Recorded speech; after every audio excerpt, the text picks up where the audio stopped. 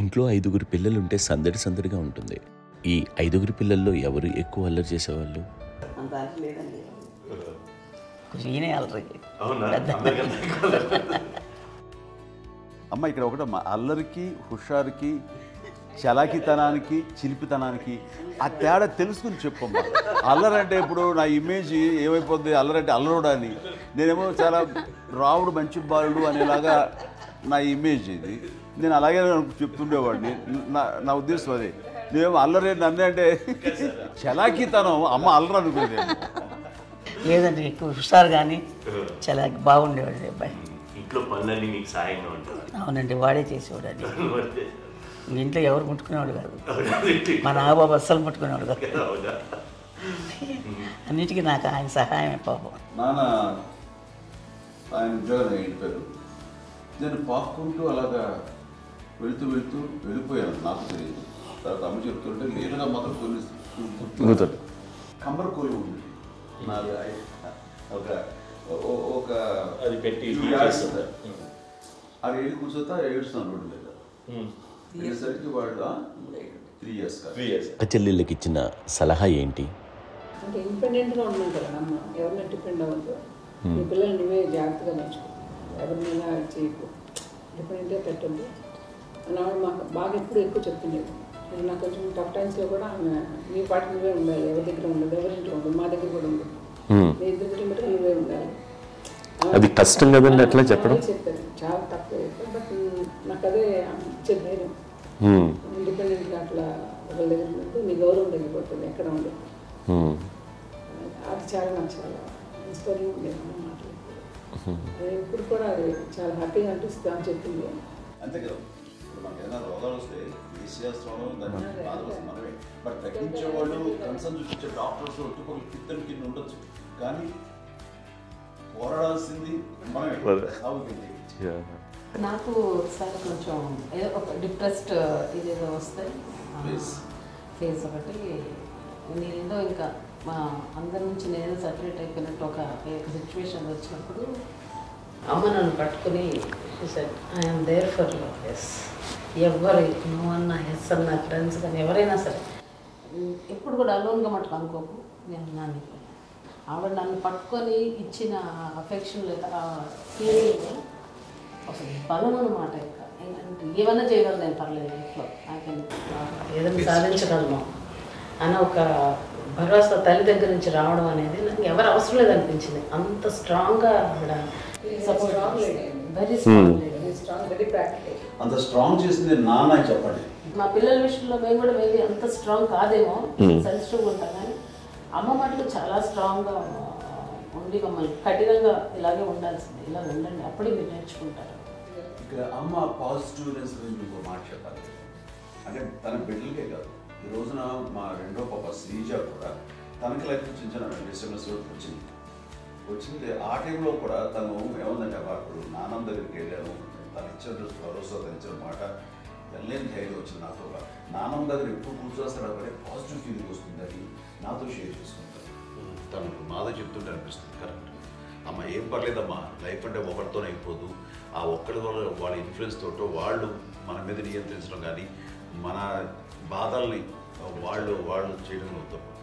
Just నువ్వు నీ గురించి నీ మనసులో ఏదనిపిస్తే, నీ గుడ్ ఫీలింగ్ ఏది వస్తుందో ఆ ఫీలింగ్ ప్రకారం వెళ్ళిపోదు. అంటే ఆ జనరేషన్ పీపుల్ ఎక్స్పెక్ట్ చేయం అలా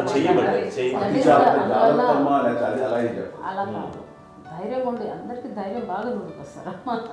ఫాదర్ కూడా, మా నాన్నగారు కూడా అస్సలు ఎప్పుడు అనేవాళ్ళు, ఎప్పుడు మీరు పెట్టే చెయ్యి మీరు ఎప్పుడు పైన ఉండాలి తప్ప తీసుకునేలా ఉండకండి, చేతులు పెట్టుకొని అనే అట్లాంటివి చెప్తుండేవాళ్ళు. అందుకని మాకు ఇంకా ఇండివిజువాలిటీ మాకు బాగా, ఎప్పుడు కూడా ఒకళ్ళని అడగడం అని, ఈవెన్ బ్రదర్స్ని అడగాలన్నా కూడా మాకు అది పడిపోయింది మైండ్లో, కొంచెం కష్టంగా ఉంటుంది.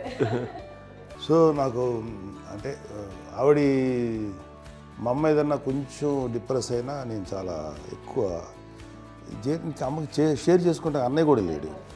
అన్నయ్య ఉన్నప్పుడు ఓకే, లేనప్పుడు నేనే ఎక్కువ షేర్ చేసుకున్నాను. బట్ ద బెస్ట్ థింగ్ మా అమ్మ దగ్గర నుంచి హగ్ అండి. ఈరోజు కూడా మా అమ్మని హగ్ చేసుకోకపోతే అంటే అది నాకు మా అందరిలోనూ అంటే ఆవిడ పెద్ద చదువుకున్న వ్యక్తి కాదు, పెద్దగా బయటికి వెళ్ళి ఎక్స్పోజ్డ్ కాదు, కానీ ఇవాళ చెప్పాలంటే మీ అందరికీ ఆవిడ ఒక వైఫై లాంటిది. Yes you can say that. Yes yes.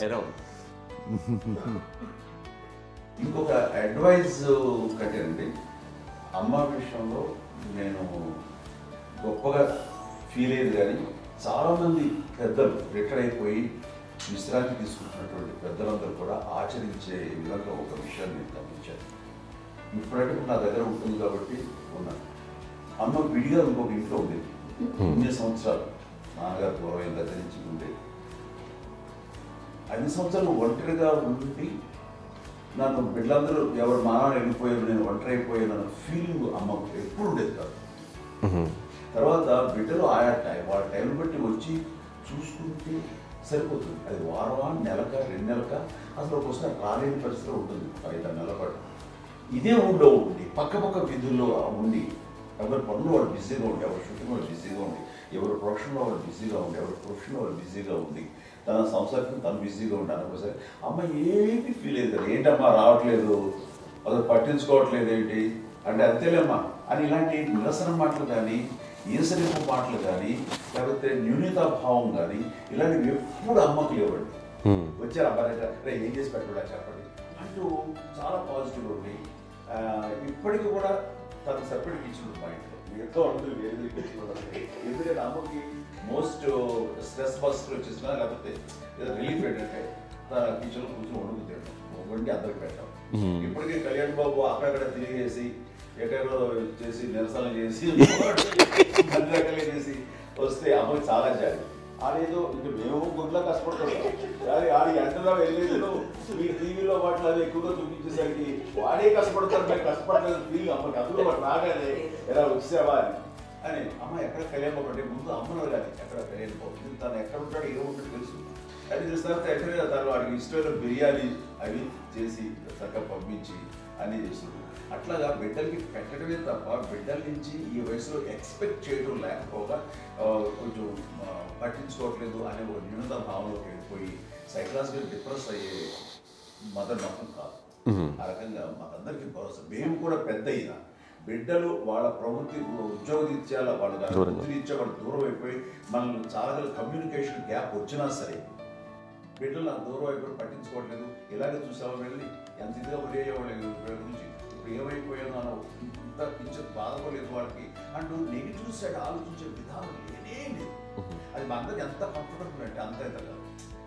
చూసుకోకపోతే Madhav చూసుకుని మాధవ్ లేకపోతే నాగబాబు వెళ్తుంటాడు కడియడం వల్ల మా విజయ్ చూసుకుంటున్నది సరే నాకు కళ్యాణ్ బాబు తను చూసుకుంటుంటాడు. ఇలా ఎవరో కూడా వెళ్తూ ఉంటాం.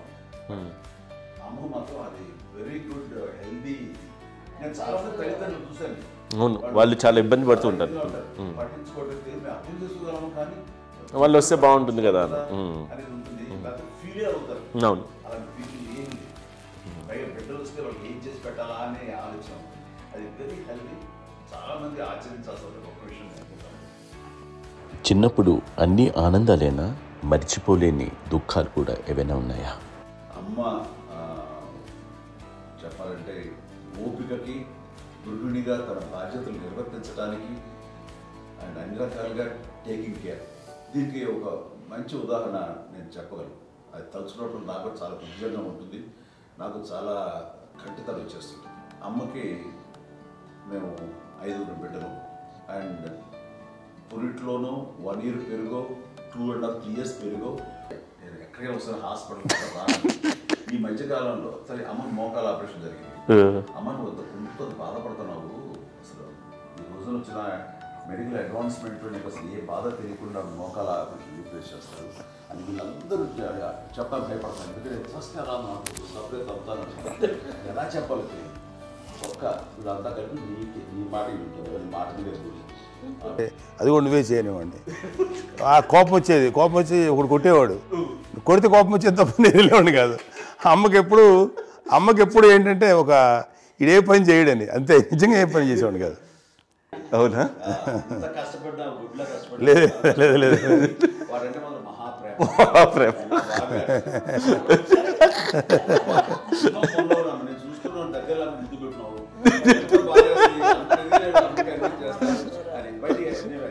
ఆర్టిస్ట్ కాబట్టి వ్యక్తీకరించిన వ్యక్తిగత చిన్నది కాబట్టి చివరిది కాబట్టి తనంటే బుద్ధండి, నేను పెద్దోడు కాబట్టి నేను కథవి ఎక్కువ కష్టపడింది కానీ మా నాన్నగారి చేతిలో ఎక్కువ అంటే నాన్న బాగా కోపం ఎక్కువ అనుమానించింది కానీ అన్నయ్య పాపం బాగా దొరికేసేవాడు పాపం. ఒకసారి అంటే మరి మాకే అనిపి ఏంటి ఇంత దారుణంగా ఉంది నాన్న మీద కోపం వచ్చేది నాకు. నాన్న మీద కోపం వచ్చేది, నాన్న చేసి బాధ అనిపించేది. అమ్మాయి ఏమనేది కాదు. సరే అయినా సరే ఎప్పుడు కూడా పోనీ అంది చేసినా మళ్ళీ హైపర్ యాక్టివ్ ఉంటా. అన్నయ్య పుట్టడమే భయంకరమైన హైపర్ యాక్టివ్. ఒకప్పుడు అమ్మాయిల్ని ఎక్కువగా బయటికి పంపించేవాళ్ళు కాదు, అబ్బాయిల మీద కూడా అనేక ఆంక్షలు ఉంటూ ఉండేవి. మీ పిల్లల్ని అలా ఆంక్షల మధ్య పెంచారా, లేకపోతే పూర్తి స్వేచ్ఛనిచ్చారా? అంటే మాకు మా నాన్నగారు కానీ మా అమ్మగారు కానీ అండి మాకన్నా చాలా బ్రాడ్ మైండ్ ఉన్న వ్యక్తులండి. ఎందుకంటే పిల్లలు ఎక్కడన్నా బయటకు వెళ్తే ఇప్పుడు మేమైతే భయపడిపోతాం. మా విజయ్ కానీ మా చిన్న చెల్లి అన్నయ్య నేను అందరం కూడా ఇవాళ ఉన్న పరిస్థితిలో వాళ్ళు ఎప్పుడు భయపడేవాళ్ళు కాదండి. ఎక్కడికి వెళ్తాను నీళ్ళని ఇచ్చేవాళ్ళు, లేట్ అయినా అసలు ఏమనేవాళ్ళు కాదు. లేకపోతే ఏదైనా మోటార్ బైక్లు వేసుకున్నాం, లేకపోతే కారులో ఎట్లా పడితే ఎట్లయినా సరే ఏమనేవాళ్ళు కాదు. వాళ్ళు తెలియకుండానే మాకు ఒక ఫ్రీడమ్ ఇచ్చారండి. సో దట్ అదే ఆ ఫ్రీడంలో భాగమే అన్నయ్య కానీ ఇండస్ట్రీకి వెళ్ళాలంటే కూడా ఒక వ్యక్తి ఒక కొడుకు ఒక గొప్ప కెరీర్ని పర్సూ చేసుకుంటూ వెళ్తున్నప్పుడు నాన్నగాని అమ్మగానే ఓపెన్ మైండ్ తోటి అసలు నువ్వు వెళ్ళి నాన్న ఎంతకాలం వెళ్తావచ్చు, నువ్వు ప్రయత్నించని చెప్పి అలా వదిలేశారండి. అన్నయ్య కూడా ఏంటంటే మోస్ట్ రెస్పాన్సిబుల్గా వెళ్ళి చాలా మేజర్ అమౌంట్ అన్నయ్యకి కూడా పెద్ద అమ్మకు వందలు ఇచ్చేది కాదు. కరెక్ట్గా ఆ ఇన్స్టిట్యూట్లో చదువుకునేటప్పుడు ఎంత ఇవ్వాలో కరెక్ట్గా ఇచ్చేది. తనకి ఎక్స్ట్రా ఖర్చు పెట్టుకుంటే అంటే అట్లా ఉండేది పరిస్థితి. అంతే కదా, అంత జాగ్రత్తగా అన్నయ్య కూడా అంత రెస్పాన్సిబిలిటీగా రెసిప్రోకేట్ అయ్యి చేసి అందువల్ల మా అమ్మ నమ్మకం చూడాలి, మా అమ్మగారి మా నాన్నగారి నమ్మకాన్ని అంటే ఎప్పుడు అది పాటు ఇంత నమ్మకానికి 10 times ఇచ్చాడు. ఏ వయసెస్ వైపు కానీ ఏ అలవాట్ల వైపు కానీ ఎందులో ఇండల్జ్ అవ్వకుండా నాకు నేనుగా నియంత్రించుకుంటూ సరైన మార్గంలో వెళ్ళేలాగా నాకు వెళ్ళడానికి లోపల ఆ స్ట్రాంగ్ థాట్ అడగగానే వాళ్ళు రెసిస్ట్ చేస్తే ఇచ్చాను ఆపేశారు అని ఏదో చిన్న రిలక్టెంట్ ఫీలింగ్ ఉంటుంది. వాళ్ళ మీద చిన్న కోపం నిరసన ఉండేది. వాళ్ళు అలా లేకపోవడానికి వాళ్ళు వెంటనే అడిగిన వెంటనే జాగ్రత్త అనే నిర్ణయం ఉండేది. కానీ జాగ్రత్త అని హెచ్చరిక చేయడంతో నాకు మరింత బాధ్యత తిరిగి గుర్తు తిరిగి నేను నడుచుకుంటూ వెళ్ళాను. కాబట్టి అది నాకు ప్లస్ అయింది వాళ్ళ దగ్గర. అంటే మదర్ అంటే తల్లి అనే కాదు, మదర్ ఫిగర్ ఎవరిచ్చినా సరే అది నానైనా తల్లితో సమానం అనుకుంటాను. నాకు చెప్పినట్లుగా అట్లాగా అలిసిపోయి వచ్చిన నాకు కాళ్ళు నొక్కుతుంటే నాకు భయం వేసేసేది. ఆ తర్వాత పడుకో అది గదవాయించేవాడు, అది కూడా కోపం. అంటే ఉదాహరణ అంటే మళ్ళీ అదే నాకు వెళ్ళి తిడతారు, కాదు పడుకుని ఎక్కడ నిద్ర వస్తాయండి నాన్న అంటే. సో ఆ రకంగా నాన్న తన ప్రేమ చూపిస్తుంటాను. ఆ తర్వాత గోండా టైప్లో కూడాను నేను ట్రైన్ కింద వెళ్తుంటే నాన్న అక్కడే ఉన్నారు, రాజమండ్రి దగ్గర ప్రాంతంలో. ఆయన చాలా కోపం చేస్తుంది, ఇలాంటి చేస్తుంటావు నువ్వు, ఏదైనా అయితే ఏంటి అది అని చెప్పేసి. ఏం పర్లేదన్నా ఏమవుతుందో అన్ని రకాల సేఫ్టీ అన్ని రకాల జాగ్రత్త తీసుకున్నాం.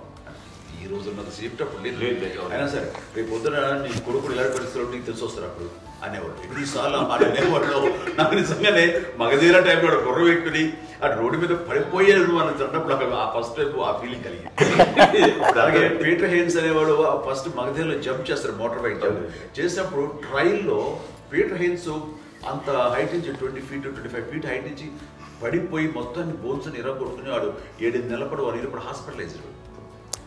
అది వీడైతే ఏమో తలుచుకుని భయం వేసేసేది. అప్పుడు నాన్న గుర్తుకొచ్చేవాడు, ఓహో వాళ్ళ టెన్షన్ ఇంతే లేదు, మనకి మన కొడుకు వస్తే తెలియదు ఈ మాట నాన్న ఎప్పుడు అన్నారని అనిపిస్తుంది. Sweet memories. అత్త కోడళ్ళ మధ్య అనుబంధం ఎలా ఉంటుంది? సురేఖ్ గారితో మీకున్న అనుబంధం గురించి చెప్తారా? మాకండి కోడలు కాదండి, నా కూతురండి. అంత బాగుంది. మీది ఒక అందమైన ఉమ్మడి కుటుంబం, అందరూ కలిసి ఉంటారు. ఇంత ఆనందంగా ఉండడానికి కారణం ఏంటి? దీనికి పునాది ఎవరే వేశారు? మా నాన్నగారి క్వాలిటీ నేను ఎగ్జాంపుల్ చెప్పగలను.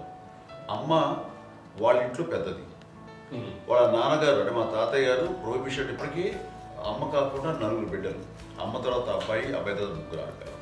వాళ్ళు ఏంటంటే రాకరావడి నాగబాబు కంటే కూడా చిన్నవాడు. అది ఆ వయసు అంత చిన్నవాడు. అమ్మ మా పిన్నమ్మని నాకంటే చిన్నవాడు.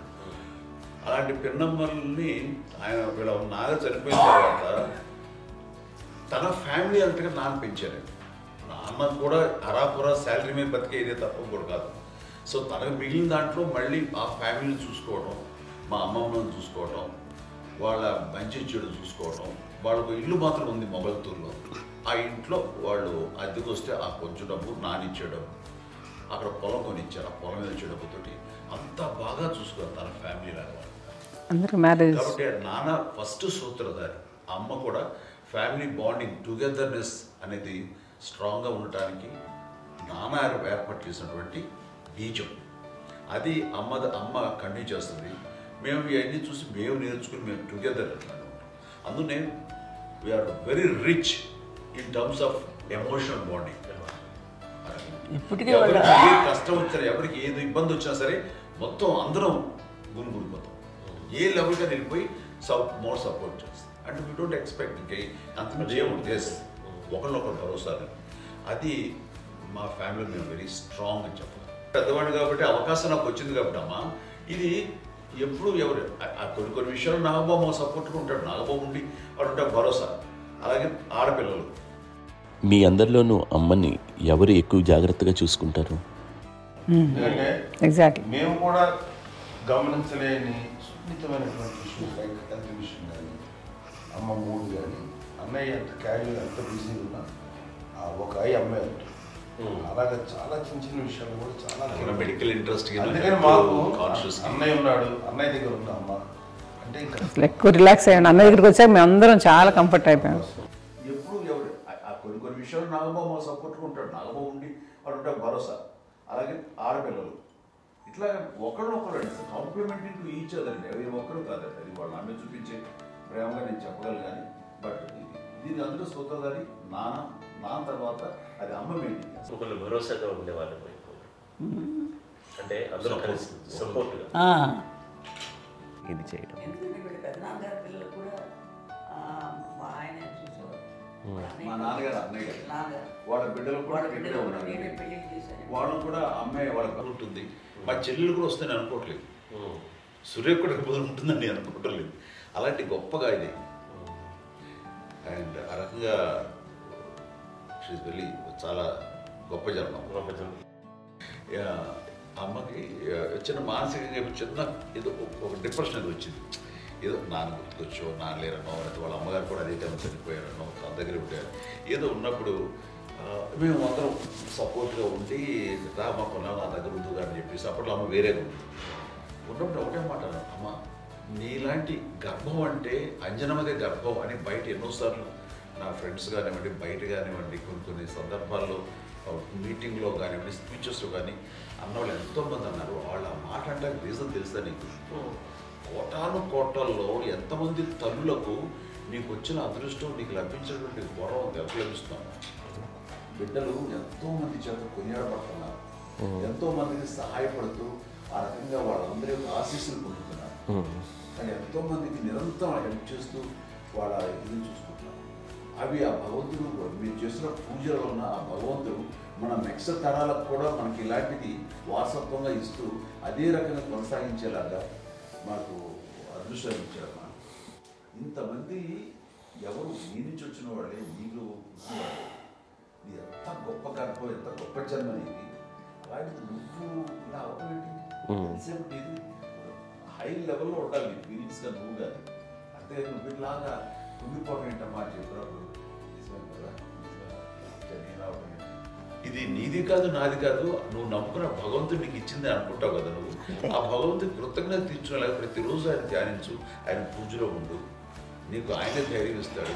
అంతేగాని నువ్వు నెగిటివ్ సైడ్ ఆలోచించమ్మా. మా అందరికీ పాజిటివ్నెస్ ప్రివైల్ చేసిన దానివి, ఇచ్చిన దానివి, అందించిన దానివి.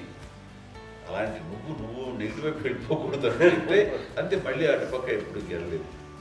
ఆంజనేయ స్వామి భక్తి ఆయనలో ప్రవేశపెట్టి చెప్పాలడానికి నేనే నేను నన్ను దేవుడు ఇంట్లో నేనే ఇంటర్వ్యూస్ చేశాను. నానంత ప్రగాఢంగా నమ్మి ఆయన దానివల్ల లబ్ధి పొందారు. ఆయన అందులో మమ్మల్ని మించిపోయిన స్టేజ్కి వెళ్ళిపోయారు. ఆయనతోటి ఆంజనేయ స్వామితో ఇంటరాక్ట్ అవుతూ అట్లా ఆయన నన్ను నమ్ముకుంటుంది.